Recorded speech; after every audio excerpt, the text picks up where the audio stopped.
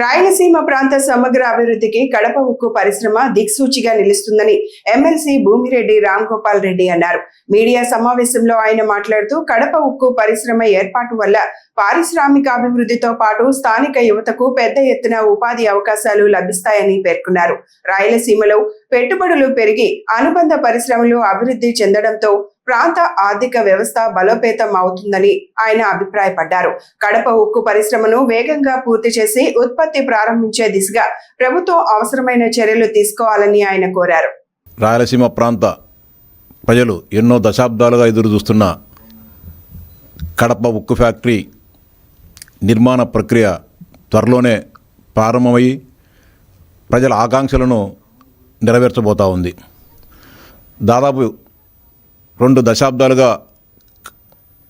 దశాబ్దాల క్రితమే కడపలో ఉక్కు ఫ్యాక్టరీని నిర్మిస్తామని చెప్పి అప్పటి కాంగ్రెస్ ప్రభుత్వం రాయలసీమ ప్రాంత ప్రజానీకానికి ద్రోహం చేయడం జరిగింది. రాజశేఖర రెడ్డి గారు ముఖ్యమంత్రిగా ఉన్న సమయంలో తన మిత్రుడైన, తన సన్నిహితుడైన, తన వ్యాపార భాగస్వామి అయిన గాలి జనార్దన్ రెడ్డి గారికి జమ్మలమడుగు నియోజకవర్గంలో దాదాపు 14,000 ఎకరాల భూమిని బ్రాహ్మణి స్టీల్స్ నిర్మిస్తున్నామని చెప్పి ఆ రోజు కేటాయించడం జరిగింది.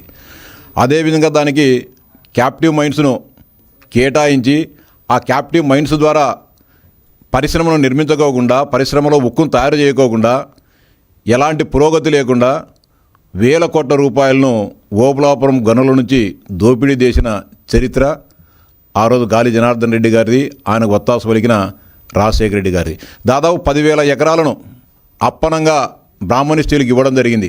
అదేవిధంగా 4,000 ఎకరాలను ఎయిర్పోర్ట్ నిర్మిస్తామని చెప్పి ఆ రోజు తీసుకొని 14,000 ఎకరాలను దారాదత్తం చేసుకొని దాన్ని బ్యాంకులలో, యాక్సిస్ బ్యాంకులో తనఖా పెట్టి వేల కోట్ల రూపాయలను రుణం తీసుకోవడం జరిగింది.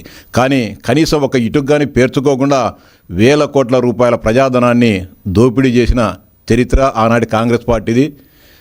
దాని కొనసాగింపుగా ఉన్న వైఎస్ఆర్ కాంగ్రెస్ పార్టీది.